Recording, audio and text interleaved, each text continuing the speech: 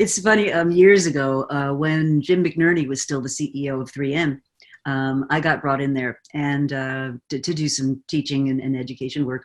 And one of the things he was trying to do was bring Six Sigma into the world of innovation at 3M. And it was kind of like tissue rejection. I mean, it's the wrong methodology for that particular set of activities, right? Discovering the new. Another question was whether this kind of thinking can be applied to social ventures. So yes, we work closely with Venture for America, very close with Acumen Fund and Endeavor and others who look at these tools for management for their own work. They're all modeling the venture and entrepreneurship skill and the way they're leading their own impact. Scott Harris at Charity Water very similarly thinks through a growth mindset and as almost like a venture investor as well. So absolutely, the short answer is absolutely. If you're talking about it as an organization for social venture, like you're deploying capital as a foundation, 100%. This is exactly how you should be running it for reaction, speed, adaptability. If you're thinking about it as a founder, right? I think there's a deeper set of questions about what should I be doing right now to save or solve my company, right? And I would share this one set of mindsets for you, which is this came out of a book I wrote called The Startup Playbook about 10 years ago, and or maybe 8 years ago. And I wrote it just coming through the middle of my last company that was going through its own big pivot. And so I went out and talked to 40 plus entrepreneurs, some of the best in the world: Elon Musk, Sarah Blakely, Robin Chase, Reid Hoffman of LinkedIn fame, who wrote the foreword, Seth Godin, Chris Anderson, others.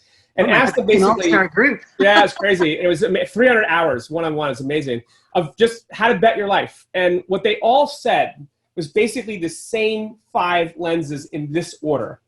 And this is a question you have to ask yourself as you in this moment of disruption. The first lens was, why me? Why us? And it's the same question at these other CEOs were asking. What exactly is our proprietary gift? What is the thing that we can do that no one in the world can do right now?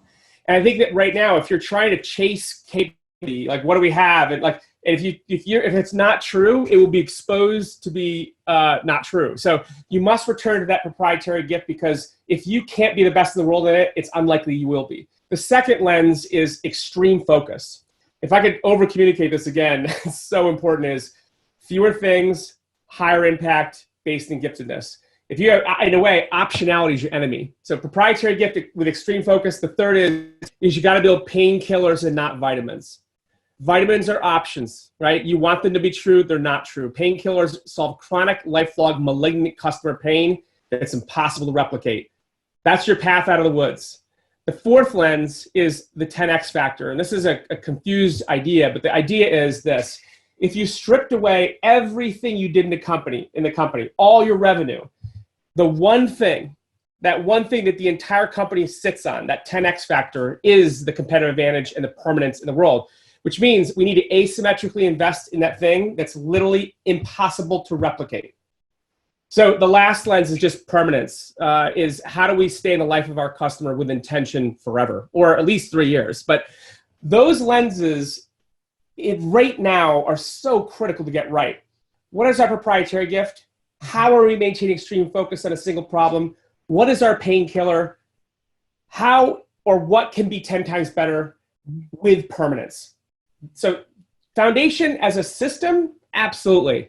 As a founder, those lenses are a gift. They're a gift to me. They're a gift to you, to the world, I think, because that is how the best in the world think in these moments of how to get through this.